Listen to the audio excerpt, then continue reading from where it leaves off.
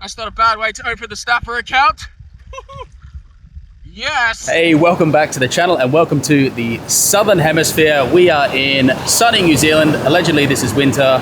We are here for my sister's wedding and I've already snuck out with one of the most legendary spearfishers here in this country, Jackson Shields. I'll roll those clips now, but after that we are heading down to the Bay of Plenty to go diving at White Island to look for delicious scorpion fish, golden snapper and anything else we can find. So we'll see you in the water. While Hannah was on bridesmaids business, I had a free day to head out with two New Zealand champion spearfishers, Sophie Hamilton and her partner, Jackson Shields. I grew up in the mid-2000s seeing Jackson and his dad Darren in spearfishing magazines with huge kingfish and snapper. I never thought I'd get the opportunity to dive with them. There had been a lot of swell in the days prior, so although it looks reasonably calm, the visibility wasn't going to be great. Today's target was the iconic snapper. I did shoot a 20-pound snapper here 2 weeks before you got here. 2 weeks before you got here, 20-pound snapper. Well, it doesn't exist anymore now, does it? Can't shoot it twice. Snapper, probably kingfish, and John Dory's are the name of the day, probably. Hopefully I can tick off some new species here. Haven't dived New Zealand before, first time here ever. Lots of cool stuff to shoot. Hoping to find a few today, especially those lobsters. Apparently they're super tasty. Best time to try and get snapper, either really early but late in the afternoon is better because they're coming in to rest for the night. So you get in a kelpie area, if it's really quiet and even flat, you get snapper parked up in the kelp or behind rocks. I mean, it looks quite flat now. It does. We're getting a little bit of shelter from the swell. So Dan's going to jump in and get some good ones. Thank you. Here we go. Snapper town. The visibility was better than I had expected, around 5 meters. I was using Jackson's 110 centimeter gun with a loose single band, easy to load and very maneuverable.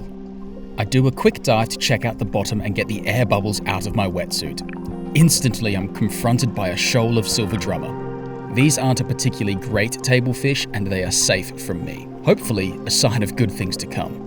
My GoPro then froze and I had to climb on this rock to remove the battery to restart it. Not ideal, but I'm glad I made the effort.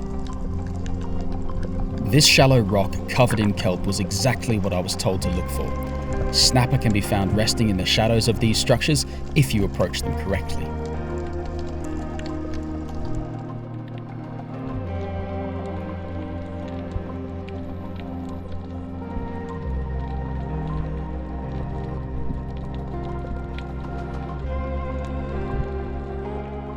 I just spooked about 3 snapper then in that gutter. Pretty hard to see with the water clarity, but it's a good sign. Seeing a few, just need to see them before they see me, but they were really nice sized fish, probably 4 or 5 kilos. I had to remind myself that this wasn't Greece. You sometimes do get second chances at fish in places like Australia and New Zealand. I aborted the previous dive after I spooked the snapper and came back to the spot after 10 minutes in hopes of the fish being settled at the end of the gutter.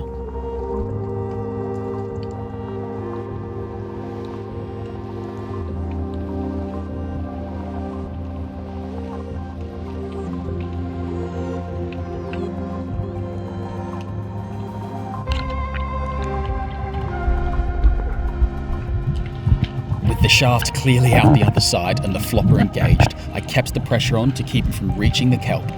Snapper fight hard all the way to the surface with their powerful tails.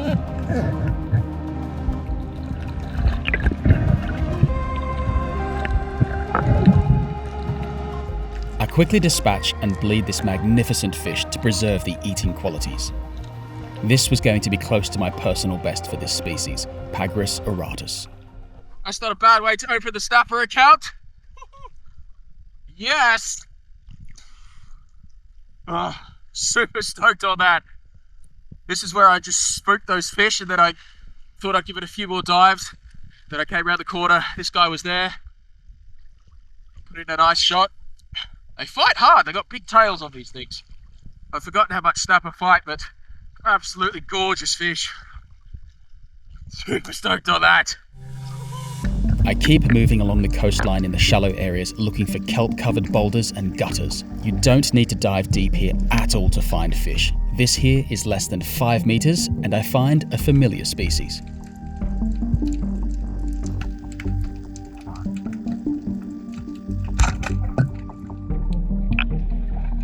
This tasty red pigfish joins the snapper in the Wettie float boat. These floats are super easy to tow and keep the fish away from sharks. The fish life in the shallows here is really special. You rarely encounter such biodiversity in European waters. I took a moment just to enjoy the spectacle and then heard the boat approaching. Where did that hour and a half go? Hello, hello. You okay? Yeah. I was sitting there going, it's been quite a while. I was like, I wonder if something's wrong. That looks promising. Looks promising. Yeah, it was heaps fun. Saw so many fish I'd never seen before. Oh, really? Banded mohawk. I've never shot one before. And then I realised that We don't shoot them yet. there was a few. Did you see any of the drummer? I saw loads of drama, yeah. Woohoo! Yeah, I got an alright snapper, I think. It's a good one. Nice! What do you reckon, maybe like 5 kilos? Yes. Awesome Pretty stoked work. with that. Yeah. What else you get? Well, because I'm a tourist, You got I shot one of these. pigfish. They're good to eat. Yeah, they get these similar looking things in Madeira. Yeah. So. Do they call them a hogfish or something? Yeah, hogfish or something like that, yeah, so. Got that. And then, Uh-oh. well, the mowies are tasty though, aren't they? Or no, they're not tasty. Not so tasty here. So like I know you shoot them in Oz, but the red mowies in Oz are much better eating. So these aren't as good as red mowies. Well, you live and learn. I'll give it a go anyway. You can it's still edible. Still edible. We moved to another shallow area to look for some crayfish and other iconic New Zealand species. However, I was quickly distracted from the crayfish hunting. These are blue mau-maus, and it was astonishing to see how shallow it was and still be able to catch great table fish. I barely had to dive.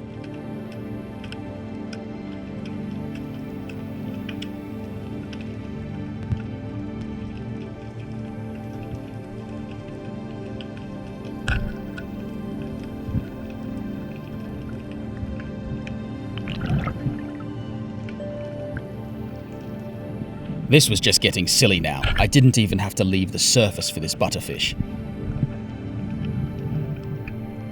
Obviously they are an easy fish to shoot, but apparently very good table fare. I then saw Jackson and Sophie diving on a ground bait they had set for snapper. This usually involves chummed fish on the bottom or breaking up a bunch of sea urchins, or kinner as they are known locally, and then waiting for the snapper to come and feed. Is that where the bait is? Ground bait down there. Ah, okay. See anything? Not a lot. I decided to go check out the ground bait and see how the locals were doing it. Even if there were no snapper, it would be useful to observe the position of the bait and the thinking behind it. Being from Australia, I could not believe the size of this king wrasse.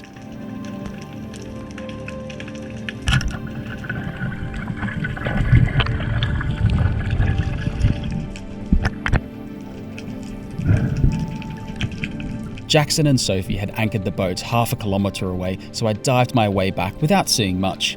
The visibility was quite poor in this area and made the locating of rocks and gutters challenging. This place is absolutely gorgeous. There's a lot of fish here that I haven't seen before, a lot of temperate water species. I've never really dived much further south than Sydney in Australia, so I haven't encountered a lot of these species before, but ticked off some ones that I really wanted to. Blue mau-mau. I also saw a big king wrasse, and apparently not many people shoot the king wrasse here, but it looks tasty, so I'll give it a go. And also got one of the iconic butterfish. Also not a very smart fish, but apparently very, very tasty. So really cool just to see some different species, a lot of fish life, but unfortunately the visibility is not amazing, but still so stoked to be out here getting over the jet lag with some diving. It was time to go pick them up and see what they had caught.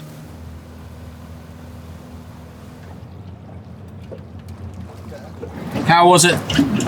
Cold and dirty. Lots of snapper, but You saw lots of snapper. yeah, lots of little ones. I didn't shoot any. The water's not that clean, is it, here, compared to the other spot? It's quite a good design, that top strap, isn't it? The fish don't even fall out. No, ideally. I'm sure if it's really full they would, but... Opa! Not me, him. Butterfish. There he goes. Boom. Lives up to the reputation. Jackson mentioned this fish was glowing in the gloom from a previous injury. What a shot. That's how it's done by the master, a lovely 8-kilogram snapper. It's amazing they can survive that. I mean, that's a hefty... Wound. Yeah. You see snapper damage, all the time. Whether it's fishing or whatever. Fish are pretty resilient, eh? Not the easiest conditions with poor visibility, but got some nice fish today. Jackson living up to his reputation. Snotted a nice one, but looks like it's already encountered someone before, so it wasn't looking forward to seeing you, was it? No. But yeah, overall, really cool to be out here in New Zealand, diving some temperate waters for a change and shooting a few new species, although apparently not something you normally shoot. A lot of the stuff I've shot, but super stoked to get out here and shoot one of these anyway. And thank you for taking me out as well. Very nice to be tour guided around here. My jet lag was kicking in hard, and Jackson and Sophie had a newborn to get back to. We called it a day and made plans to get out again after the wedding, with Hannah on board as well. I am on lunch duty today, and Jackson very, very kindly gave me this red lobster here for lunch for the ladies in the house, because my sister is getting married this weekend. So doing a little bit of a lunch today, going to cook this up. It's going to go into the pot, and also going to do some snapper wings and maybe some fillets and some other bits and pieces, but really keen just to try some of these colder water fish, because don't get a lot of these in Australia where I'm from in Brisbane. This guy's been in the freezer, put it to sleep, and into the boiling pot. After 10 minutes of rolling boil, the crayfish is done. Whenever I'm boiling crustaceans, I like to pop them into an ice bath like this, just to halt the cooking process. Such a good looking fish. Snapper are one of my favourite fish to eat in the Southern Hemisphere. They have lovely firm white flesh which you can cook in almost any way. When they get big like this, you can even take the cheek fillets out. Of course, it would be a crime to waste the wings of a fish this size, and they were going to be on the lunch menu. Keeping this super simple, just some lightly dried oregano on the top here with olive oil and salt, and hopefully crisp this side up with the fish wings, and these pectoral fins and ventral fins will hopefully stand up, crisp up, and be like little fish chips. Hello. Maybe a touch overdone on the pectoral fins, but looking good otherwise. I thought you were going to be eating with us. You're very welcome. Daniel's doing a video with you guys. That's perfect. Yeah. Perfect. It's pretty good, isn't it? Yeah. So good. Even my nieces were into the crayfish. I love it. I'm so happy. The beurre blanc helped, but it's delicious. Everything was demolished, so I had to whip up some snapper sandwiches for my brother and nephew. What's the verdict on the snapper burger? Pretty tasty. You've done well, brother. Thank you. Was it bigger than your snapper?